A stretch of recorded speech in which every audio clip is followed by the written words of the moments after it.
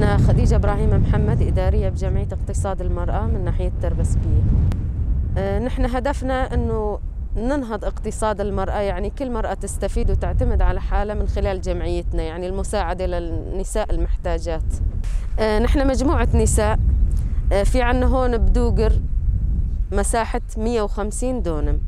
طبعا ال100 دونم زارعينها حنطة، عم نرش لها سماد، حنطة مروي وعم نرش لها سماد ونهتم فيها ولسه عم تنسقي. وال50 دونم زارعينها خضرة، في عنا خس وبصل أخضر وفي عنا توم وفول. هلا الخس تقريبا شلنا منه، أخذنا على الأسواق، يعني موسم الخس شلناه أخذنا على الأسواق. البصل كمان شلناه كلياته خلصناه. التوم لسه عم نركشه ونرش له سماد ونهتم فيه. والفول نفس الشيء لسه عم نسقيه. ومن عدا هدول في عنا البصل الحلو اللي شتلناه جديد، كمان عم نسقيه وعم نرش له سماد عضوي وسماد ترابي. وعم نجهز كمان مشان خضرة صيفية، في عنا تقريبا 30 دونم.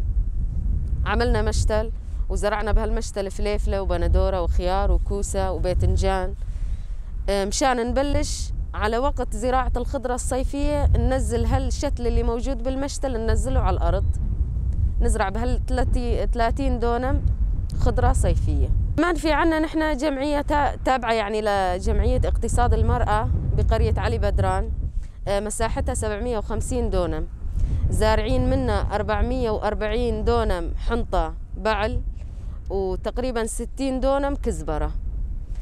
نحن هدفنا من هالشيء انه نساعد النساء اللي يعني بحاجة، المحتاجين.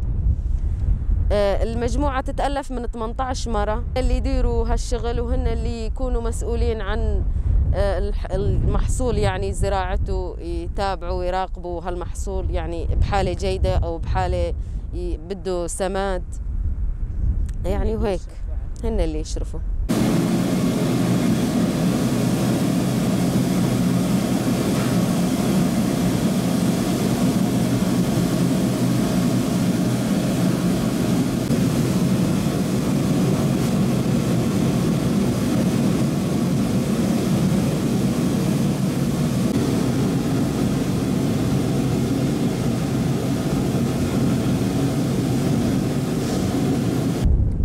ومن عدا هالجمعيات هدول في عنا جمعيات نسائية كمان مشان مشروع خبز الصاج. في عنا بالقحطانية مشروع خبز يتألف من 4 نسوان، يعني 4 أعضاء. وفي عنا مشروع بمعشوق كمان يتألف من 4 أعضاء كمان للخبز الصاج. في عنا مشروع بحلوة للخبز السميك كمان يتألف من 4. وكمان في عنا مشروع بتل معروف كمان نفس الشيء، نفس المشاريع اللي هون. بما انه جمعية ونساعد الناس المحتاجين، يعني ناخذ بالمية 20 و80% للناس اللي يقيموا هالعمل، يعني اللي يقيموا هالمشروع. اذا بالخضرة نفس الشيء كمان، يعني نحن ناخذ اتعاب ارضنا والبقية مساعدة إلهم. اقل شيء نحن ناخذ 20% وما تبقى للناس اللي يشتركوا، النسوان اللي يكونوا بالارض. والخبز الصاج كمان نفس الشيء، يعني نحن نساعدهم بكل شيء. المربح اللي يطلع أكتريتهم إلهم والأقلية إلنا. نحن مكتفين، بس بنفس الوقت يعني إذا يصح لنا نساعد الناس المحتاجين يعني نساعدهم، ما نقصر ونزيد من هالشيء. أنا كلمتي للمرأة إنه المرأة تكون قد حالة، يعني تعرف إنه هي بإمكانها إنجاز شغلات كثيرة، مو بس الرجل. يعني ما تخلي حالة تمد إيدها لحدا، تعتمد على حالها، تاكل من تعبها، ما تحس إنه هي نقص بهالمجتمع، لأنه المرأة شيء مهم بالمجتمع. ولازم نحن يكون عندنا ثقة بحالنا إنه نقدر نعمل كل شيء ونقدر نعتمد على حالنا. لا الحميدة العلي.